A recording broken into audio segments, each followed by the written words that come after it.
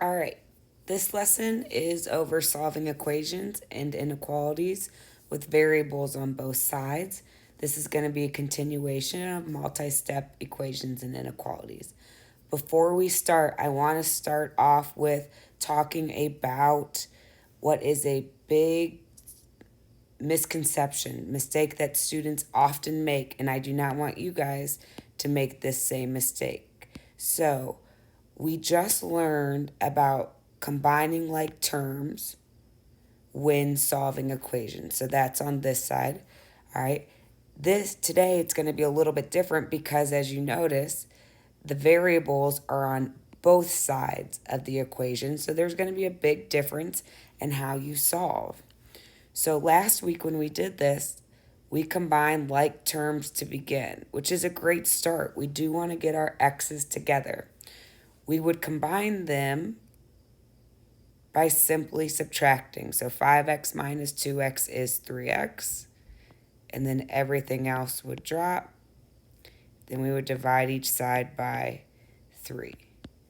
So the common mistake that students make is that when we get to variables being on both sides, they try to simply combine them together again and make that 3x when that is not the case. When you have variables on both sides, the negative 2x needs to come to the opposite side of the equal sign in order to put them together. So in order to move the minus 2x or the negative 2x to the other side, we have to use inverse operations. And that is going to be to add 2x to both sides. So when I add 5x and 2x together, I get 7x is equal to 18, which is very different than 3x is equal to 18. I'm going to divide that out, and it's not going to be too pretty, so that goes in there 2 times, and you have a remainder of 4, so we'll put that over our divisor of 7. All right, so looking at our first example, we're going to start off the same way that we did with multi-step equations. So we are going to distribute first whenever we see those parentheses. So I'm going to distribute my 3 through to everything inside the parentheses on the left, and my 1/4 through to everything inside the parentheses on the right-hand side of the equal sign. So 3 times 3x is 9x. 3 times 4 is 12, and we're going to drop down that minus sign. 1/4 times 32 is 8x. So you can think of it as what is 1/4 of 32, or you multiply straight across for fractions. So 1 times 32 is 32.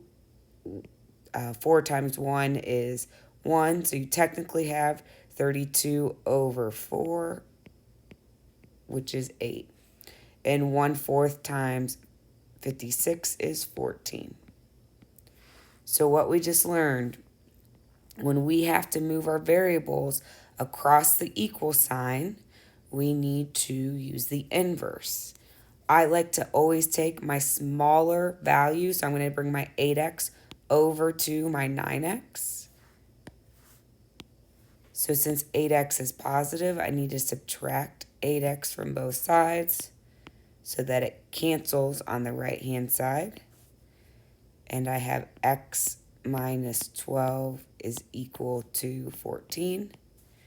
And then finally, to isolate x, I add 12 to both sides, and x is 26. So a nice little review. Since x is equal to 26, I'm going to have a closed circle, and I am representing one solution at 26. Now, remember, there really isn't a difference between solving inequalities and solving equations. The process is still the same. So I could literally copy and paste all that work I just did. Okay? We start with distributing the 3 through and distributing the 1/4 through. The only difference is that instead of dropping down an equal sign, I am now working with an inequality. So the process does not change whether we are solving for an inequality or an equation. We still go through the same exact work. The only difference is the symbol that is being used. All right, so since there is no equal sign, I'm going to have an open circle at 26. And I need to represent all values that are smaller than 26 or less than 26. So that's 25, 24, 23, and so on. We have two special cases that we're going to talk about next. The first of the two special cases is no solution.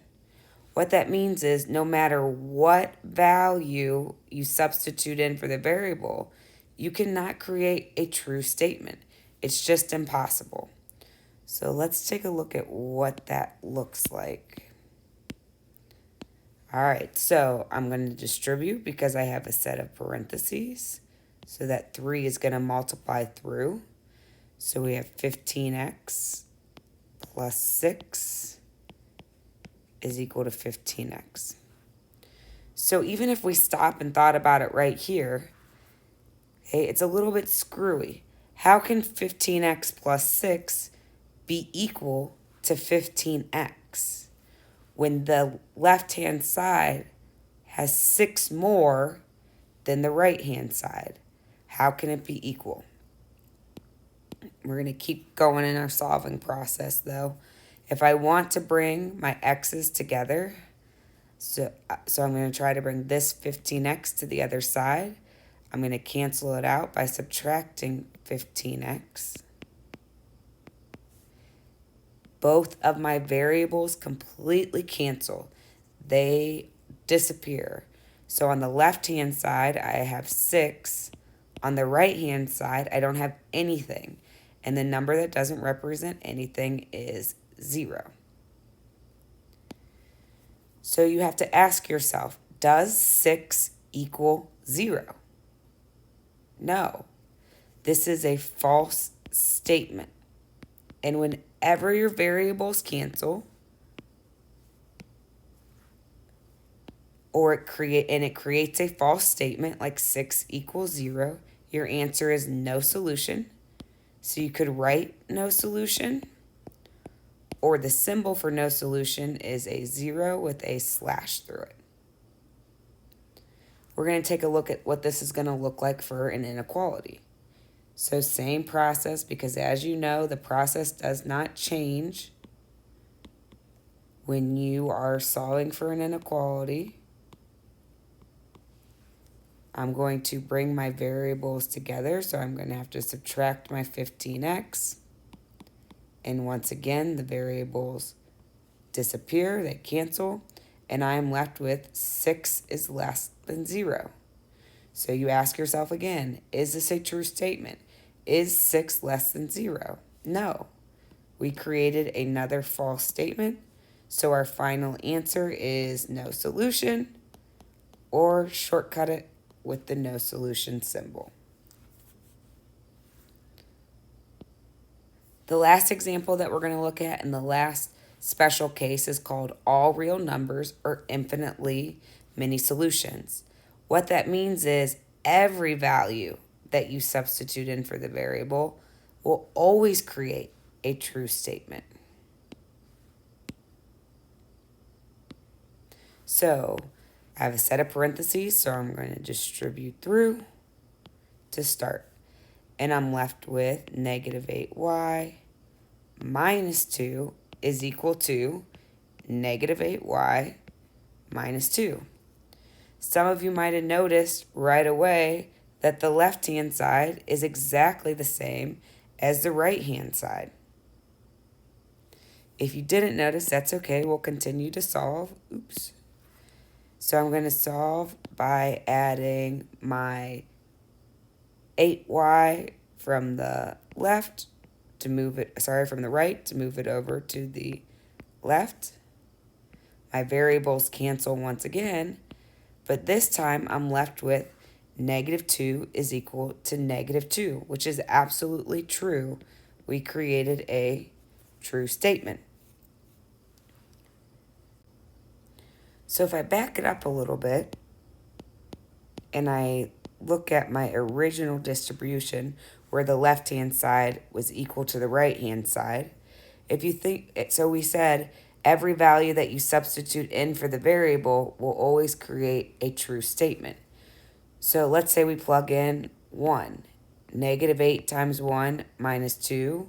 And we're testing to see if negative 8, that will be the same as negative 8 times 1 minus 2. Obviously, it will be the same because it's the same exact expression on both sides. So any value that you substitute will always turn out to be the same value on the left and on the right. So what is that going to look like with an inequality? So usually I do the same equation and inequality, but this one we switched it up. So last example, I'm going to distribute because I have a set of parentheses.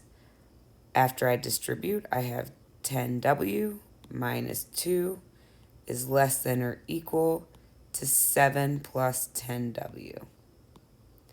I'm going to bring my w's together, but since I'm going across the inequality, I have to use inverse operations. So I'm going to subtract my 10w's and my variables cancel. I am left with negative 2 is less than or equal to 7. So I have to ask myself, is that a true or false statement? Indeed, it's true. Negative 2 is less than or equal to 7. So my final answer is the abbreviated all real numbers, ARN, or infinitely many solutions, whichever you prefer. So how would this be graphed? Since I want to represent all values, since it's infinitely many solutions, I would just shade the entire number line. And that's the same with equations as well.